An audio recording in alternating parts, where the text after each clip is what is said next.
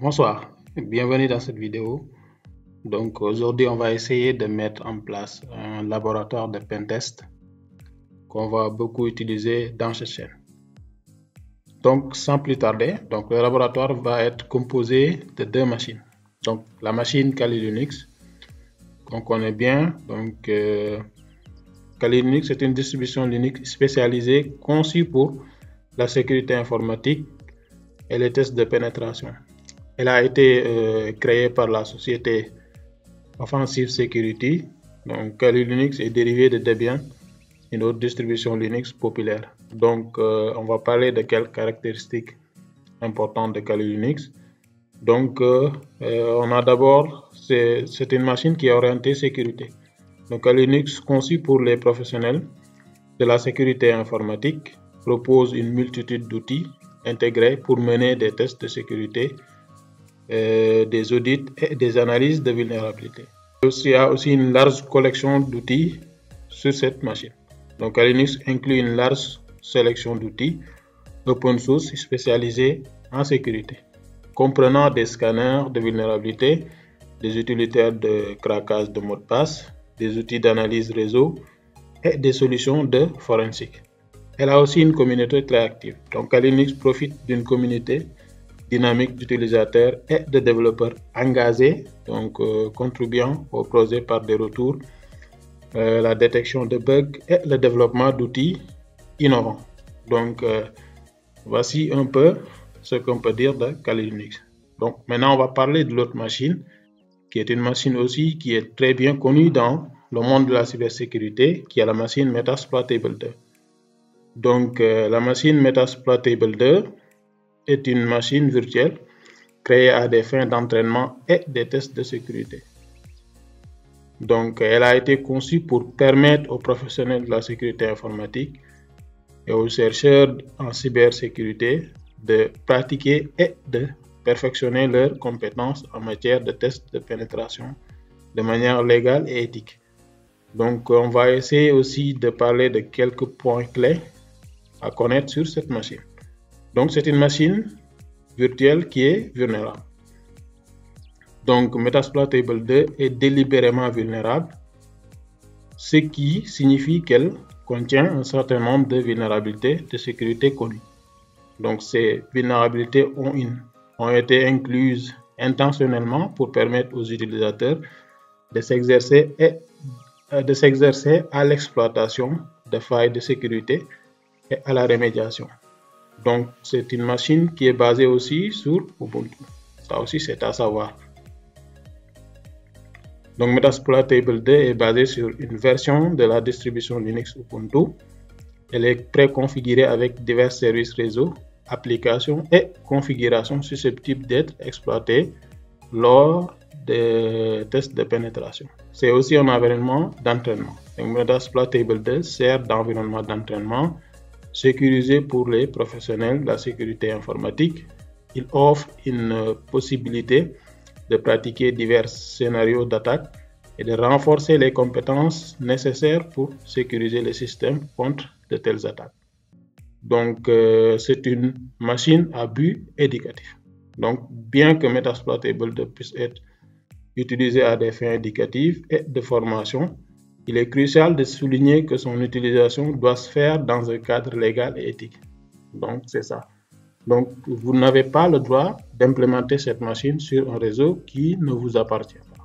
Donc, il faut le mettre dans votre propre réseau et comme ça, vous pouvez l'utiliser à des fins de tests de pénétration. Donc, c'était un peu ça qu'on pouvait dire sur ces deux machines. Donc, sans plus tarder, on va passer au téléchargement de ces deux machines et comment les installer pour avoir un laboratoire de pentest valide. Donc, pour le téléchargement des machines, donc, on va sur ce lien. Donc, je vais vous laisser le lien dans la description. On va aller télécharger la machine Kali Linux. Donc, pour cela, on part sur le site de Kali et on descend. Donc, Pre-Build Virtual Machine. Donc, c'est des machines qui sont déjà prêtes à l'emploi. Donc, ce sont des machines qui sont déjà installées. Donc, vous allez télécharger la machine que vous voulez selon l'hyperviseur que vous utilisez. Donc si vous utilisez VMware, vous allez cliquer ici. Donc soit vous pouvez télécharger le fichier torrent, comme ça vous pouvez le télécharger via torrent, ou bien vous pouvez cliquer ici pour le téléchargement direct. De la même manière, si vous utilisez VirtualBox, donc là aussi vous allez cliquer ici, ou bien vous allez cliquer sur le fichier torrent pour le télécharger en mode torrent. Il y a aussi d'autres hyperviseurs tels que Hyper-V, QEMU, etc. Mais dans la plupart des cas, je sais que vous utilisez soit VMware, soit VirtualBox. Donc vous allez télécharger ici par exemple, on va cliquer et là le téléchargement a commencé. Moi j'ai déjà la machine, donc je vais stopper. Ensuite, il y a l'autre machine qui est la machine vulnérable, qui est la machine Metasploitable 2 que vous pouvez trouver ici. Donc je vais vous laisser aussi le lien dans la description. Donc une fois arrivé ici, donc vous allez juste cliquer ici sur Download et normalement la machine va commencer à se télécharger. Donc là c'est bon, on voit que la machine a commencé à se télécharger. Donc vous laissez le téléchargement se terminer. Moi j'ai déjà les deux machines, donc je ne vais pas continuer. Donc après avoir téléchargé les machines, on les aura sous format zippé. Donc il faudra dézipper les fichiers pour pouvoir les utiliser. Donc on va faire un clic droit sur le fichier et extraire ici. Moi je l'ai déjà fait. On va faire aussi la même chose pour la machine Metasploitable 2. Donc on met un clic droit et extraire ici. Moi je l'ai déjà fait. Donc on va aller maintenant sur l'hyperviseur. Je vous avais dit que j'utilise VMware Workstation. Donc si vous venez au niveau de VMware, donc vous allez aller sur Open Virtual Machine. Donc ici, on ne va pas créer une nouvelle machine parce qu'on a déjà une machine qui est préconfigurée. Donc on va aller sur Open Virtual Machine. Donc pour ouvrir les machines que j'ai téléchargées sur VMware. Donc on va cliquer ici. Donc on vient sur le dossier où on a dézippé les machines. Donc c'est ici. Donc on double-clique sur Kali Linux. Je commence d'abord par Kali Linux. Donc on met un double-clic pour importer la machine sur VMware. Maintenant, ici on va essayer de customiser un peu. Donc concernant la mémoire, donc on peut augmenter la taille de la mémoire RAM pour que la machine soit beaucoup plus rapide. Donc on peut mettre par exemple, donc ici on peut mettre par exemple 3070 pour lui spécifier 3 Go de RAM. Et ici la carte réseau est sur NAT, donc c'est bon. On va laisser ça sur le mode NAT. Et là on met OK. Donc on peut lancer maintenant la machine. On clique ici sur Power on this virtual machine. Donc en attendant que la machine Kali se lance, je vais aller aussi importer la machine Metasploitable 2. Donc on revient sur Home. Donc on clique aussi sur Open Virtual Machine ici. Donc on va remonter. Et là on double-clique sur le dossier Metasploitable 2 Linux. Et là on upload aussi. On va importer aussi la machine en faisant un double-clic. Et là c'est bon. Là aussi c'est pas la peine de customiser parce que c'est une machine qui n'a pas besoin de beaucoup de ressources. Donc ici, ce qu'on doit vérifier c'est l'adaptateur. Donc la carte réseau est sur NAT aussi, c'est bon. Donc les deux machines sont sur le même réseau. Donc je vais lancer aussi la machine en cliquant ici sur Power. Donc là on va patienter et attendre que les deux machines se lancent. Maintenant pour la machine Metasploitable 2, on demande si on veut copier ou on veut déplacer. Donc on va juste mettre copier. Donc on patiente et on laisse les machines se lancer. Donc là c'est bon, la machine Kali s'est lancée. Donc on va se loguer avec Kali comme username et Kali comme mot de passe. Donc c'est bon, on patiente. Là aussi la machine Metasploitable 2 s'est lancée. Donc aussi les identifiants de la machine c'est msfadmin comme username et msfadmin aussi comme mot de passe. Donc là on peut mettre un if config pour voir c'est quoi l'adresse IP de la machine Metasploitable 2. Donc ici on a l'adresse IP 192.168.106.158. C'est ça l'adresse IP de la machine Metasploitable 2. Ici, la machine Kali a fini de se lancer. Donc, on ouvre un terminal. Clique ici pour ouvrir un terminal. Donc, on agrandit un peu. Et c'est bon. Maintenant, je vais zoomer pour que le terminal soit beaucoup plus lisible. Donc, c'est bon. Maintenant, on va mettre le clavier en français. C'est xkbmap fr. Ensuite, on va se mettre en tant que route, sudo -s pour se mettre comme route. Donc, et là, on met le mot de passe qui est Kali. Donc, ici, ce qu'on doit faire en premier, c'est de mettre à jour les paquets. Donc, on doit mettre un apt update pour mettre à jour les paquets. Ensuite, on va lui spécifier -y pour lui dire de répondre par oui à l'ensemble des questions posées. Donc, on met entrée. Donc, normalement, ça ne doit pas prendre du temps. Donc, si vous avez une bonne connexion et que votre machine a suffisamment de RAM, donc ça ne doit pas prendre beaucoup de temps. Donc, il y a aussi l'autre commande qui est apt-get upgrade qui nous permet de mettre à niveau notre machine. Donc, c'est une commande qui prend énormément de temps. Donc, on ne va pas le lancer ici. Donc, mais vous pouvez le faire si vous avez une bonne connexion. D'accord, c'est bon. Maintenant, la mise à jour des paquets a été faite. Maintenant, ici, ce qu'on va faire, on va d'abord tester la connectivité. Donc, l'IP de la machine Metasploitable de 192.168.106.158. Donc, on va tester la connectivité. Donc, ping de 192.168.106.158. Donc là, la communication passe. Donc, comme la communication passe, on va essayer de voir les services qui tournent sur la machine. Donc, on met nmap -sb suivi de l'adresse IP 192.168.106.158. Comme ça. On met entrée. Donc, c'est une machine qui est vulnérable, donc qui comporte des services qui sont vulnérables. Donc, on va voir ça tout au long des vidéos qu'on aura à faire par la suite. Donc, ici, on aura pas mal de services sur cette machine. Donc, il y a aussi pas mal de services qui seront vulnérables. Donc, on va essayer de les exploiter petit à petit au niveau de cette chaîne.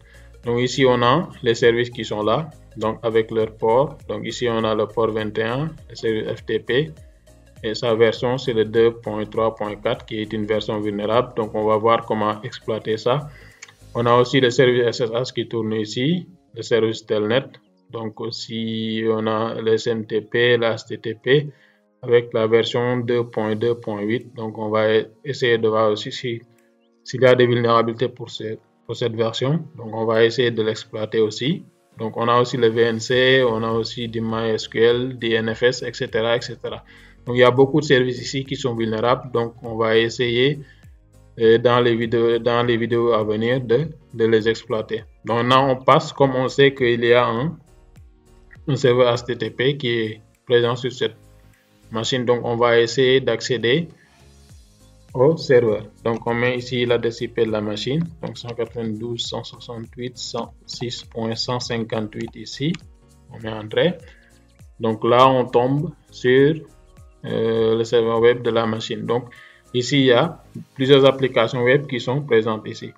Donc, ici, on a deux applications qui nous intéressent. Donc, c'est le DBWA, le multilidéal. Le WebDAV aussi, on va le voir. Donc, c'est là où on va exploiter la vulnérabilité PUT. Donc, on va voir ça ici, au niveau de cette scène. Donc, ici, on va cliquer sur DBWA. Donc, c'est la machine qui nous intéresse le plus. Donc, on se log avec admin comme username et password comme mot de passe. Donc, c'est bon. Maintenant, ici, vous voyez, on a différents types de vulnérabilités ici. Donc, ici, ce sont des vulnérabilités web, quoi. Donc, ici, on a une attaque par brute force sur un serveur web. Donc, on va faire ça aussi. Donc, pour chaque attaque, il y a différents types de niveaux de sécurité. Donc, il y a 3 types de niveaux de sécurité. Il y a le niveau low, le niveau medium et le niveau high. Maintenant, pour chaque vulnérabilité, on va essayer de faire chaque niveau de sécurité pour chaque vulnérabilité. Donc, ici, pour changer le niveau de sécurité, on clique sur ici, en bas, DBWA Security. Donc là, si on veut le niveau low, on clique Cost Low et là, mais submit. Maintenant aussi, il y a la vulnérabilité d'injection de commande. Donc ça aussi, on va le faire. Donc pour cette vulnérabilité aussi, il y a 3 niveaux de sécurité. On va essayer d'exploiter les 3 niveaux de sécurité. Il y a aussi la vulnérabilité CSRF, donc Cross-Site Request Forgery. Donc on va faire aussi cette vulnérabilité. On va essayer de l'exploiter. Donc et de faire aussi les 3 niveaux de sécurité qui existent pour cette vulnérabilité. Il y a aussi la faille d'inclusion de file inclusion. Donc ici, c'est la vulnérabilité RFI et LFI. Donc ici aussi, il y a 3 niveaux de sécurité. Donc il y a la vulnérabilité RFI qui est la vulnérabilité d'inclusion de fichiers à distance et la vulnérabilité LFI qui est la vulnérabilité d'inclusion de fichiers local. Donc on va essayer d'exploiter les 3 niveaux de sécurité qui existent pour cette faille. Donc ici, il y a aussi la vulnérabilité d'injection SQL. Donc on va essayer de voir pour ces vulnérabilités d'injection SQL. Donc on va essayer de le faire aussi. Il y a aussi la faille d'upload ici. Donc ici, on va voir exploiter la faille upload, donc avec ces 3 niveaux de sécurité. On va essayer de bypasser chaque niveau de sécurité pour pouvoir exploiter cette vulnérabilité. Donc il y aura 3 niveaux de sécurité aussi. Il y a aussi, en dernier lieu, la faille XSS. Donc pour l'XSS réfléchi et l'XSS stocké. Donc on va essayer de voir aussi ces 2 vulnérabilités, comment on peut les exploiter. Donc c'était un peu ça, la présentation de ce laboratoire. Donc si vous suivez la vidéo, vous pouvez mettre en place facilement votre laboratoire vous aussi. Donc comme ça, si on utilise le laboratoire dans des vidéos prochaines, donc vous n'aurez pas de problème. Donc il faudra essayer d'être à jour. Donc on va essayer d'utiliser ce laboratoire au maximum. On va faire d'abord les vulnérabilités web. Ensuite, on va basculer sur les services et essayer, grâce à Metasploit, d'exploiter le maximum de services vulnérables sur cette machine. Donc je vous dis à très bientôt. Donc merci de vous abonner et de partager les vidéos autour de vous. Donc merci et à la prochaine vidéo. D'ici là, portez-vous bien.